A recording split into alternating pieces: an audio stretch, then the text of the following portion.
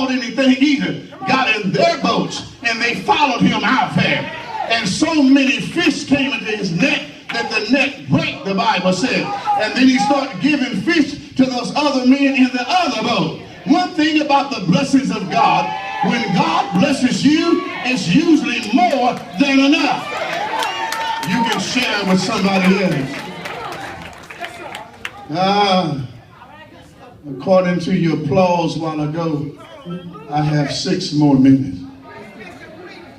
And we see Jesus, and he says, you know, the truth of the matter is that that's not the only reason that I came. I know I'm healing. I know I'm delivering. I know I'm walking water. I know I'm speaking to the wind and the wind cease, and speaking to the waves and the waves stop against the ship. I know all of that. But that's not the real reason that I came. I came for reasons beyond that. I'm going to the cross so that I may become sin. I do know sin, and neither is deceit found in my mouth, but I've come to take their place. They deserve to be on the cross and blotted out of existence, but I told my Father, I'll go down and redeem mankind in a body thou hast prepared me, and I'm going to do thy will. Through 42 generations, he comes to this earth, anointed of God. And then he says, but that too is just not the end. I'm on the cross, and I take the sins. I was wounded for their transgression, bruised for their iniquities. The chastisement of their peace was upon me, and by my stripes they are healed. But that's not the end of my coming. Yes. In the cross, on the cross, he died, put in the tomb, out of the tomb, goes down in hell and preaches in hell, comes out of hell, meets the disciples, talked to them on the way. They said, did not our hearts burn as he spoke to us down by the way? My God, he told them, go get Peter, bring him also. I know he betrayed me, but go get him, because I'm getting ready to set up something that has not been before. Most of the time, whenever you go against God, that's it.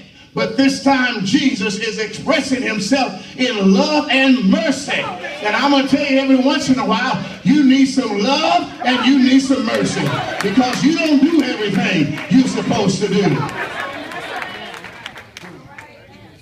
And so he says, I'm about to bring us to the place of where we ought to be. And the place of where we ought to be is you having some of what I have. Because it's not enough for me to be with you, because I'm going to prepare a place for you, that where I am, there you may be also. And I don't know what your faults are, but I'm not going to be around here to carry your load here on earth anymore. And I'm not going to be walking with you anymore. And I'm not going to be the one who babysits you anymore. You're going to have to do it on your own. But there's something that I'm going to do that will allow you to be able to stand in the evil time and stand against the wiles of Satan. And so then we find him after his resurrection.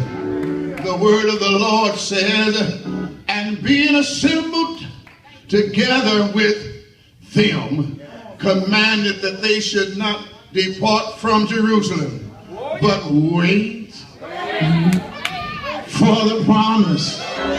I don't know what you're waiting for, but I do know what you need, and I know what God has promised through his son.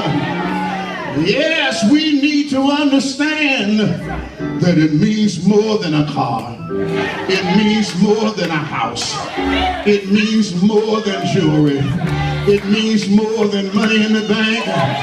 We need something greater than that.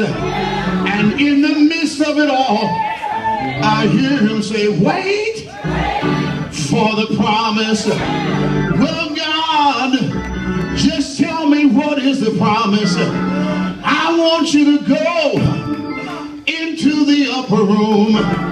Get away from the crowd.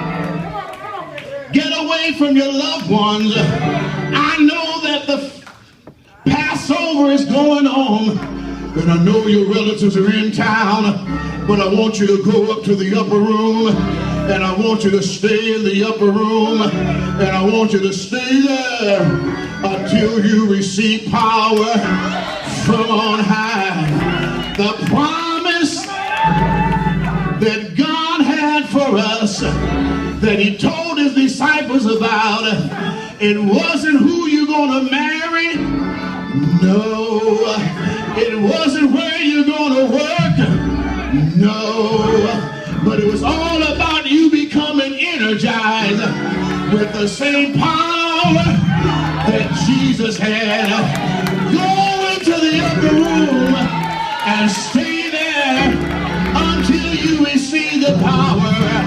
And on the day of Pentecost, when it had fully come, they were all in the same place, sitting in one place, waiting for the promise. And 40 days after he was resurrected, he was on the earth. But 10 days after he had ascended, he spoke to his Father, and his Father sent the Holy Ghost on the 50th day. And that 50th day was the day of Jubilee, the day of freedom, the day of emancipation, the day of proclamation, the day of declaration, the day of liberation, the day of Jubilee. Oh yes! And so the promise came. They were all filled with the Holy Ghost and began to speak in tongues as the Spirit of God gave utterance. And here's a sign. Your sons and daughters will prophesy. Old men will dream dreams. Young men will see visions. And I came here at Bright Temple today and say, although he's not real young, but he's young enough to see visions. And the anointing of the Lord is upon your pastor. The glory of God is upon your pastor. And he can see visions, what you cannot see. He can see the promise on the day of Pentecost is the same promise that he has. God will, I said, God will deliver his promise. God will bring it to pass. God will stir up Shelby County. God will stir up Shelbyville. God will stir up Bright Temple. There is a promise of the anointing of God, anointing that destroys the yoke, and anointing that binds up the broken heart.